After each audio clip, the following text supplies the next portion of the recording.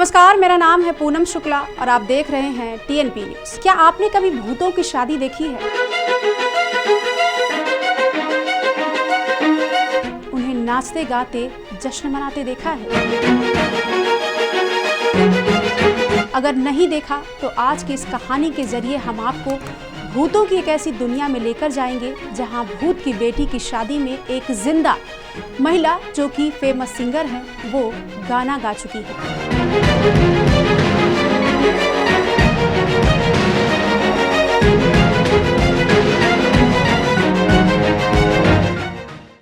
लेकिन इसके बाद फिर वो कभी अपनी आवाज लोगों को नहीं सुना सकी।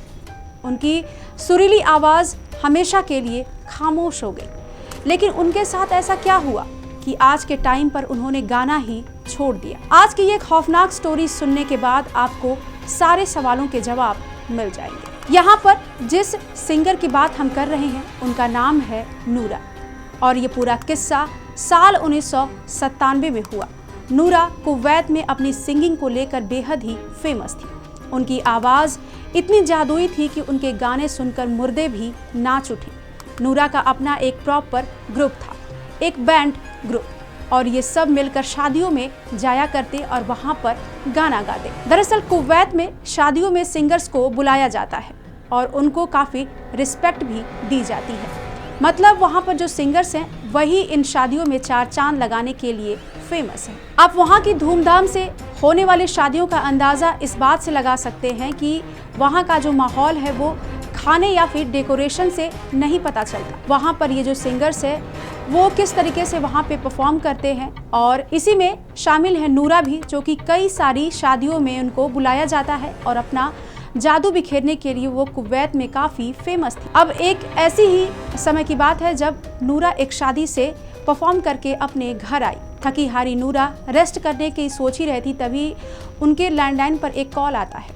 उस समय फ़ोन तो थे नहीं, तो लैंडलाइन पर ही एक व्यक्ति ने उन्हें कॉल कर संपर्क साधने की कोशिश की। नूरा कॉल उठाती हैं। सामने से आदमी एकदम क्लासिक अरबिक में कहता है कि उसकी बेटी की शादी है और वो चाहता है कि नूरा अपने बैंड के साथ वहाँ पर परफॉर्म करे। यहाँ पर वो आदमी बेहद ही पुराने क्लासिक अरबिक में बातें कर रहा था, जिसे सुनकर नूरा हैरान रह गई।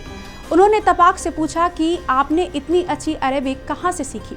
तो उस आदमी ने कहा कि हमने सीखी नहीं, हमें बस आती है। नूरा को भी लगा कि शायद वो आदमी या तो बहुत एजेड होगा या फिर उसे क्लासिक अरबिक में बेहद ही दिलचस्पी होगी। नूरा अब उससे आगे की बात करती हैं। वो आदमी कहता है कि उनकी बेटी की शादी है और नूरा को उसके बैंड के साथ वहाँ पर गाना गाने के लिए इनवाइट किया जाता है।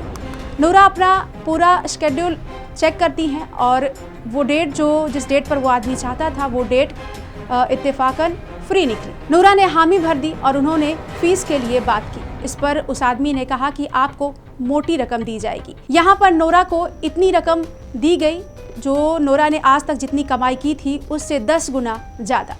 नूरा हैरान रह जाती है कि इतना पैसा वो आदमी क्यों दे रहा है। तभी वो सोचती हैं कि शायद ये आदमी बेहद ही अमीर है, बड़े घर का है, इसलिए अपनी बेटी की शादी में मोटी रकम उन्हें फीस के तौर पर देना चाहता है। इसके बाद वो आदमी नूरा को जहाँ पर शादी होनी थी, यानी कि जहाँ पर नूरा गाना गाने वाली थी, उसका पता भेज देता है। ये जो लोकेशन होता है नूरा के शहर से काफ़ी बाहर जाकर होता है, मतलब कि मेन शहर के भी 20 से 30 किलोमीटर आगे जाकर वो लोकेशन पड़ रहा था। वो आदमी बताता है कि शहर जहाँ ख़त्म हो रही है वहाँ पर एक वाटर टावर था। उसने कहा आप वाटर टावर पे आ जाना, वहाँ पर मेरा ड्राइवर आएगा, वो आपको पिक कर लेगा और फिर वो डेस्टिनेशन पर आपको छोड़ देगा। नूरा भी ज़्यादा सोचती नहीं है और हाँ कह देती है। नूरा को अगले ही 2 दिन में लिफाफा भी मिल जाता है जिसमें ढेर सारे पैसे होते हैं, मतलब कि सब कुछ एडवांस में मिल जाता है। अब अगले 2-3 हफ्ते तक नूरा और उसका पूरा क्रू गाने की प्रैक्टिस में जुट जाते हैं, क्योंकि पार्टी बड़ी थी। यहाँ पर क्लासिकल सॉन्ग्स, कुछ पारंपरिक गाने और कुछ वहाँ के बेहद ही पॉपुलर सॉन्ग्स होते हैं जो कि नूरा अपनी टीम के साथ प्रैक्टिस करने में जुट जाती हैं। अब यहाँ पर आपको नूरा के क्रू के बारे में भी जानकारी दे देते हैं। नूरा के क्रू में शामिल थी लैला, सारा, मरियम और फातिमा असलम, जो सारे इक्विपमेंट्स हैंडल करता था। ये सब एक साथ 7 साल से काम कर रहे थे और इनकी काफ़ी कुवैत में रिस्पेक्ट थी। अब ये सब निकल पड़ते हैं शादी वाले लोकेशन पर गाना गाने के लिए। ये लोग शहर के उस कोने में जाते हैं जहाँ पर उस आदमी ने बताया था। नोरा अपनी टीम के साथ वाटर टावर के पास पहुँचती है। वहाँ उतरते ही इनके सामने 2 गाड़ियाँ होती हैं और ये सब उन गाड़ियों में सवार हो जाते हैं। धीरे धीरे गाड़ियाँ रेगिस्तान की तरफ चलने लग जाती हैं और शहर धीरे धीरे गायब हो जाता है। रात के समय पर सिर्फ चांद की रोशनी के बीच पूरे रेगिस्तान के बीचों बीच ये सारे लोग होते हैं। आगे पीछे कुछ भी नहीं दिख रहा, सिर्फ सामने वाले लोगों की गाड़ी दिख रही होती है और पीछे आने वाली गाड़ी, बस इतना ही। अभी लगभग 1-2 घंटे ही बीते थे कि इनके सामने एक आदमी दिखता है जो कि अपने ट्रेडिशनल अटायर में था, जैसे आमतौर पर अरब के हबीबीज पहनते हैं वैसे अटायर। वो इनको देखकर आने के लिए इशारा करता है और फिर अपनी गाड़ी में बैठकर इनके आगे चलने लगता है। जिस गाड़ी में नूरा और उसके क्रू मेंबर्स बैठे हुए थे, वो गाड़ी अब उस आदमी के गाड़ी के पीछे पीछे चलने लगती है। तकरीबन आधा घंटा और चलने के बाद वो लोग आखिरकार एक ऐसी जगह पहुंच जाते हैं जहां उनके सामने एक बहुत बड़ा महल दिखाई देता है। ये महल दिखने में बहुत ही बड़ा था। कुवैत में जितने भी मेंशन नूरा ने देखे थे, ये घर उससे डबल ट्रिपल साइज में था। पूरा महल लाइट से जगमगा रहा था। जाहिर है शादी वाला घर है तो सजावट तो होगा ही। नूरा और उसकी टीम को बिल्कुल भी अंदाजा नहीं था कि जहां पर वो आई है यहाँ पर कोई खूबसूरत महल भी हो सकता है। अब नूरा गाड़ी से उतरकर अपने क्रू मेंबर्स के साथ महल को देख ही रही होती है। तभी नूरा पीछे मुड़कर ड्राइवर को थैंक यू कहना चाहती है, लेकिन देखती है कि ड्राइवर गाड़ी सहित गायब है। नूरा यहाँ पर थोड़ी कंफ्यूज हो जाती है। रेगिस्तान के बीचों बीच ये 3 गाड़ियाँ कहाँ चलेंगी।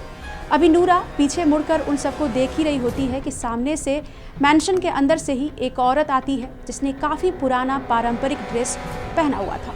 वो आती है, नूरा और उनके पूरे ग्रुप का वेलकम करती है और फिर उनको बोलती है कि आप चलिए, मैं आपको वहाँ ले जाती हूँ जहाँ पर आपकी परफॉर्मेंस होगी। उसके बाद ये लोग अंदर आ जाते हैं। इतने बड़े महल को देख नोरा और उसके टीम के लोगों की आंखें फटी की फटी रह गई। ये इतना खूबसूरत था और अंदर से एक पुराने तरीके से सजाया गया था, मानो ये लोग कोई विंटेज थीम को फॉलो कर रहे हों। जब ये मेंशन के अंदर एंटर कर रहे होते हैं तो नूरा और उसके पूरे क्रू मेंबर्स को फील होता है कि इस मेंशन में बहुत तेज़ हार्ड गंध छिड़का गया है और वो इतना हार्ड होता है कि सबके सर में दर्द होने लगा। आपको भी कभी ना कभी परफ्यूम या फिर तेज़ गंध से प्रॉब्लम ज़रूर हुई होगी, क्योंकि तेज़ गंध अक्सर सर पे चढ़ने लग जाता है और ये सब भी इसी के शिकार हो गए। फाइनली ये लोग वहाँ पर आ जाते हैं जहाँ पर इनको परफॉर्म करना था। ये वो जगह थी जो कि महल के बीचों बीच थी और ऊपर छत नहीं थी। मतलब आप ऊपर देखो तो आसमान, तारे, चांद सब कुछ दिखाई दे रहा था। अब वो औरत इन सबको उनका स्टेज दिखाते हुए बोलती है कि दुल्हन जो है वो आधी रात को यहाँ पहुँचेगी, तो आप 10:30 बजे के बाद गाना गाना शुरू कर देना या फिर वार्म अप शुरू कर देना। और वो ये बोलकर वहाँ से जाने लगती है। इससे पहले कोई भी उससे कोई सवाल पूछता वो गायब हो जाती है। अब नूरा और उसका क्रू वहाँ पर सेटअप करना शुरू करते हैं, फिर अपने कपड़े भी चेंज करते हैं जो कि वो परफॉर्म करते वक्त पहनते थे। उनका अक्सर ही वो परफॉर्म करते टाइम स्पेसिफिक जो उनका अटायर होता था, लाल रंग के कपड़े और फेस के ऊपर काले रंग का हिजाब। अब उन्होंने साउंड सिस्टम ऑन किया और करीबन 10 बजे के आसपास एक क्विक साउंड चेक भी किया, लेकिन चेक के दौरान जो हुआ वो थोड़ा ऑफ था। नूरा की आवाज़ एकदम से गूंजने लगी, एको खाने लगी। इतना बड़ा आंगन, इतना बड़ा महल, फिर भी उसकी आवाज़ एको खा रही थी। नूरा को लगा शायद कुछ टेक्निकल फेलियर होगा जिसे वो समझ नहीं पा रही। उसने इतना ध्यान नहीं दिया। अब 10:30 बजे के बाद मेहमान आना शुरू होते हैं और यहीं से सारा माहौल पूरी तरह बदलने लगा। वहाँ पर जितने भी लोग थे वो ऐसे एंटर कर रहे थे जैसे कि मानो कोई ग्लिच हो। एक सेकंड में जो जगह बिल्कुल खाली थी, अगले ही सेकंड में पूरी मेहमानों से भर चुकी थी। नोरा या उसके क्रू मेंबर्स ने किसी को भी आते हुए नहीं देखा।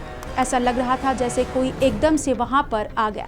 सबके ड्रेसिंग भी एकदम एक जैसी थी। महिलाएं पारंपरिक लिबासों में थी और जो मर्द थे वो सफ़ेद अरेबिक ड्रेस में थे और इनके एंट्री का तरीका सबसे ज़्यादा वाइल्ड था। कोई अचानक दरवाजे से निकलता और कोई मोड़ के जस्ट पीछे से एकदम से वहाँ पर मौजूद हो जाता। ये सब क्या हो रहा था किसी को समझ नहीं आया। माहौल में डेफिनेटली कुछ तो अनकहा अनजाना चल रहा था। 20 मिनट के अंदर अंदर जितना भी बड़ा आंगन था पूरा का पूरा फुल हो जाता है।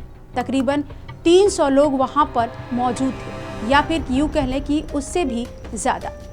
नोरा इनसे भी ज़्यादा ऑडियंस वाली जगह पर गाना गा चुकी थी, तो इसलिए उनको ज़्यादा घबराहट या कोई दिक्कत महसूस नहीं हुई। उन्होंने बैंड को इशारा किया।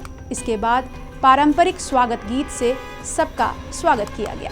वहाँ पर खड़े लोगों को ये गाना इतना पसंद आया कि वो अचानक से नाचने लगे, शोर मचाने लगे, और एकदम से जो क्राउड एकदम शांत सा खड़ा था, हाइपर एनर्जी के साथ बस नाचने लगा। इनमें कुछ तो था जो बिल्कुल नॉर्मल नहीं था। नोरा को शुरुआत में समझ तो नहीं आया, उसे कुछ अजीब तो लग रहा था, लेकिन वो उसको समझ नहीं पाई। लेकिन धीरे धीरे वो नोटिस करने लगी, क्राउड जिस एनर्जी के साथ नाच रहा था वो बिल्कुल भी नॉर्मल नहीं था। उनकी बॉडी मूवमेंट बहुत ही अजीब थी, बहुत अजीब। वो बेहद ही अजीब टाइप से नाच रहे थे, और सबसे डरावनी बात ये थी कि सबके सब एक ही तरीके से नाच रहे थे। मतलब एक इंसान अगर ऐसा कर रहा है तो पीछे खड़े जितने भी 50-60 लोग हैं वो सब सेम ही वैसा स्टेप कर रहे थे। किसी की गर्दन इतनी ज़्यादा मुड़ जा रही है, किसी के हाथ, सब कुछ बेहद ही अजीब लग रहा था। यूँ लगा जैसे सब किसी अदृश्य बीट पर एक ही कमांड पर चल रहे हों। अब 11:30 बज जाते हैं, और जो लोग अजीब सी हरकतें वहाँ पर ये सारे जो शादी वाले घर में हो रही थी वो इतनी बढ़ गई कि उसको इग्नोर करना लगभग असंभव हो गया। जिस तरह ये लोग हिल रहे थे वो लोग इंसान लग ही नहीं रहे थे।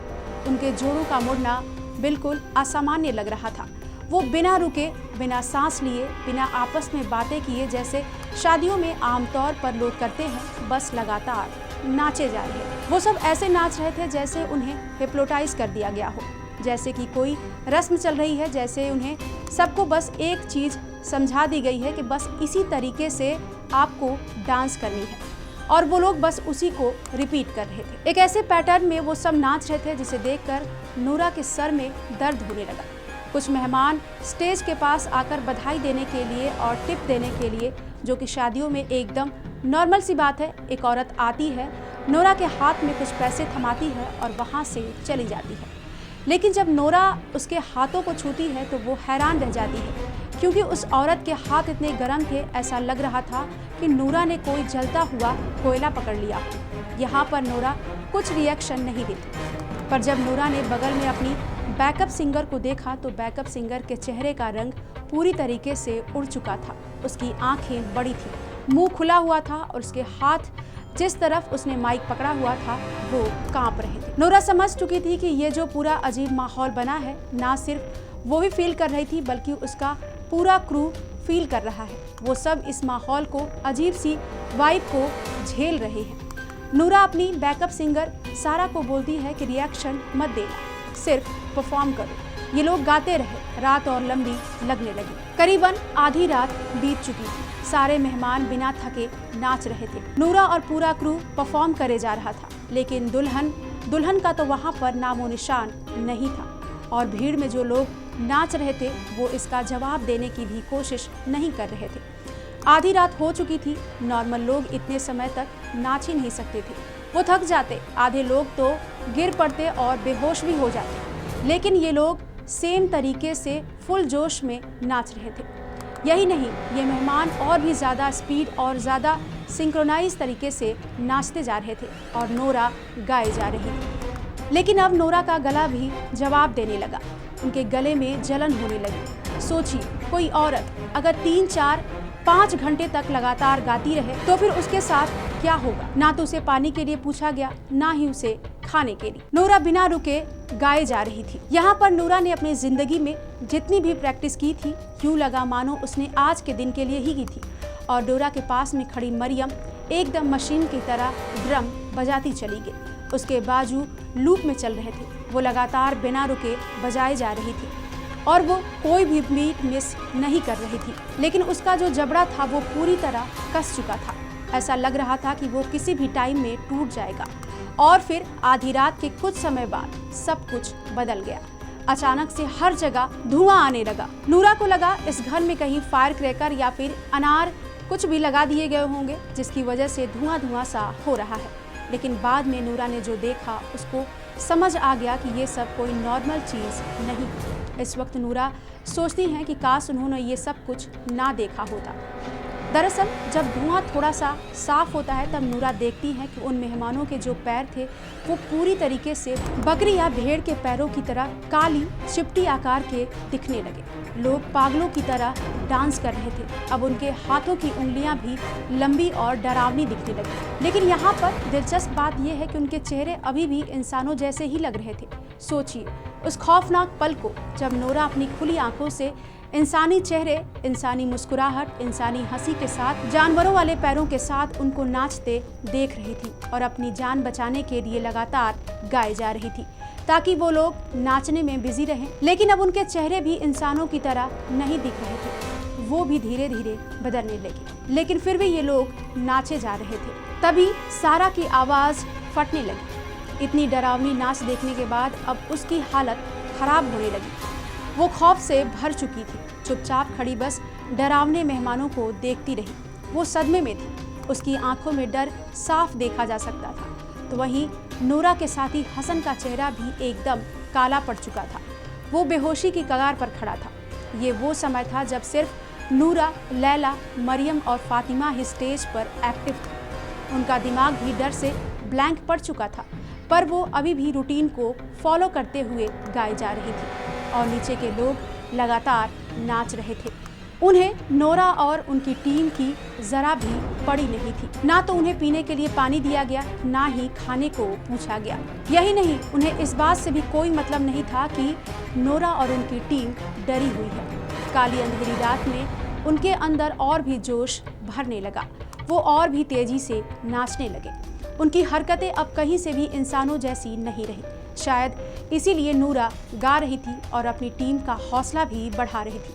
लेकिन अब उनकी आवाज़ टूटने लगी, आंखों से आंसू बहने लगे, मेकअप बिगड़ने लगे। बाकी लोग भी किसी तरीके से जैसे तैसे म्यूजिक बजाते रहे, जैसे उनकी हिम्मत बस एक धागे से लटकी हुई है। समय का तो कोई मायना रह ही नहीं गया था। हर गाना घंटों लंबा लगने लगा। नूरा की जिंदगी बस अगले गाने की मोहताज थी। वो बस भगवान से प्रार्थना कर रही थी कि वो किसी भी कीमत पर बेहोश ना हो, डर के मारे उसकी चीखें ना निकले, नहीं तो नाच रहे सारे लोगों का ध्यान नोरा पर आ टिकती, जिसके बाद वो और उसकी टीम की जान को खतरा भी हो सकता था। इस वक्त तक घड़ी की सुइयां रात के 3 बजा देती हैं और 3 बजते ही अचानक चारों तरफ अंधेरा छा जाता है। उजाले से चकाचौंध महल अब वीरान लगने लगा।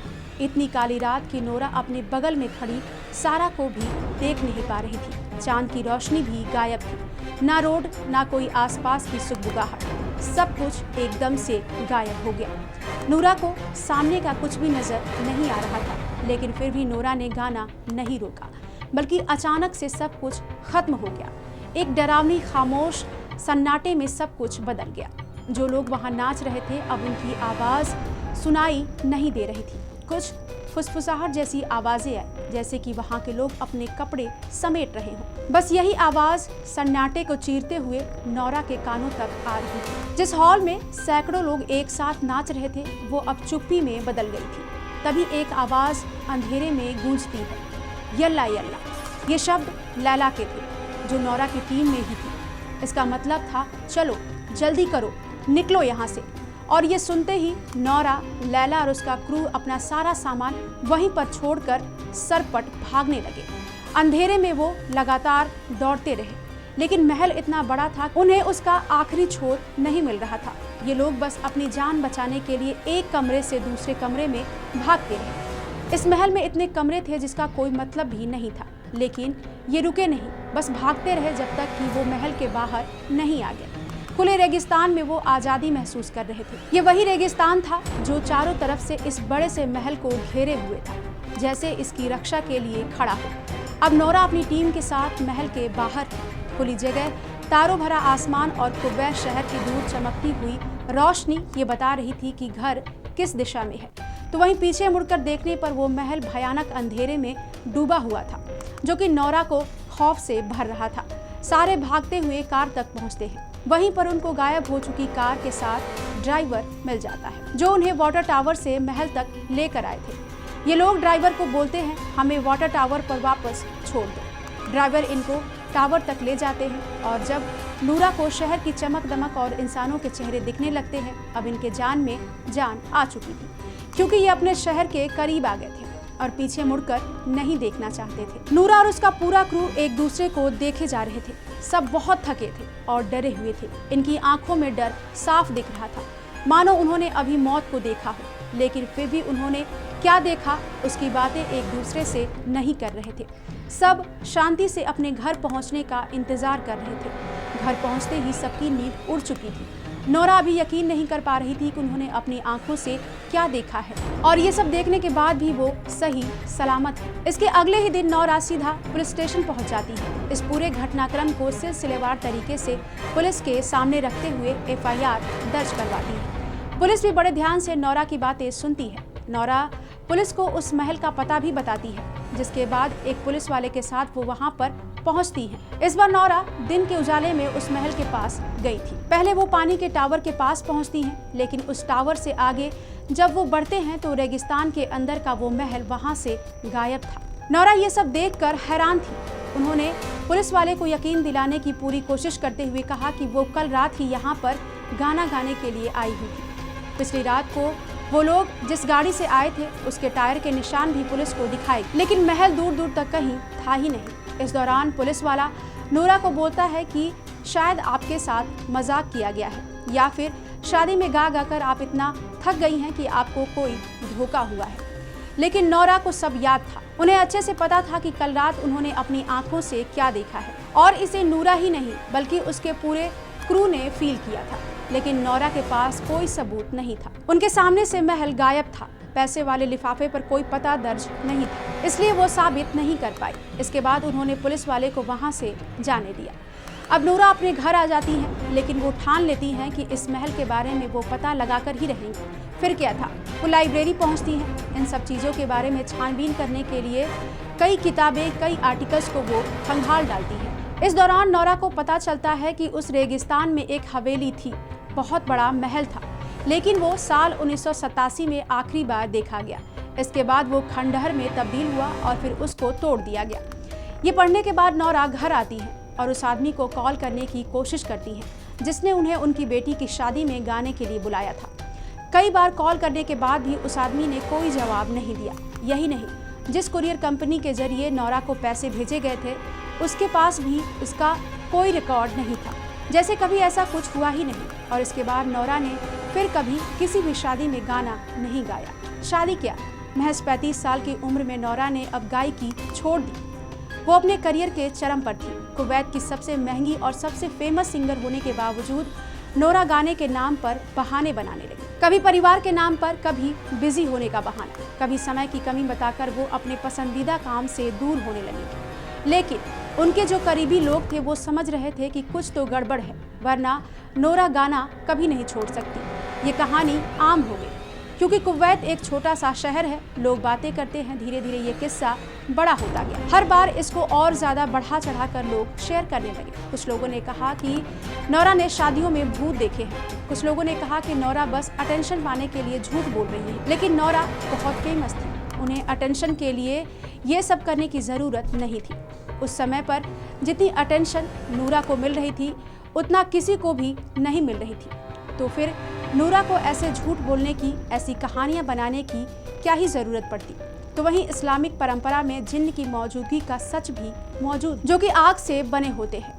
ये इंसानों के बीच ही रहते हैं और अलग अलग रूप ले सकते हैं। ये जिन्न कोई अलादीन वाले जिन्न नहीं है कि चिराग को घिसा और जिन्न सामने आ गया और आपकी सारी ख्वाहिशें पूरी हो जाएंगी। ये प्रॉपर जिन्न है जो कि आपके ही बीच में रहा करते हैं। इनका खुद का वजूद होता है, इनके परिवार भी होते हैं और अपने नियम के हिसाब से ही अपनी ज़िंदगी ये लोग जीते हैं। कभी गलती से इनकी दुनिया हमारी दुनिया से टकराती ज़रूर है, तो इसके भी अपने नियम हैं। जब जिन आपके सामने आएंगे या फिर आपका मान सम्मान करेंगे तो आपको वहाँ खुशी से उनकी मेहमानबाजी स्वीकार करनी है। आप इनको बीच में छोड़कर नहीं जा सकते।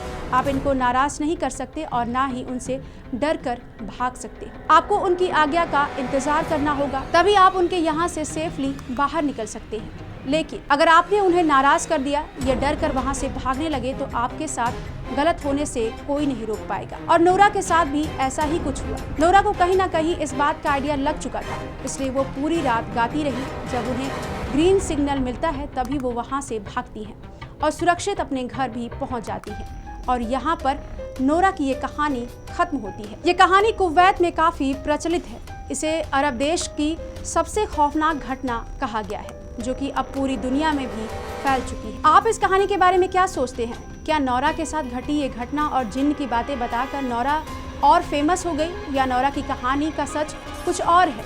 आप जो भी सोच रहे हैं हमें कमेंट बॉक्स में ज़रूर बताइए।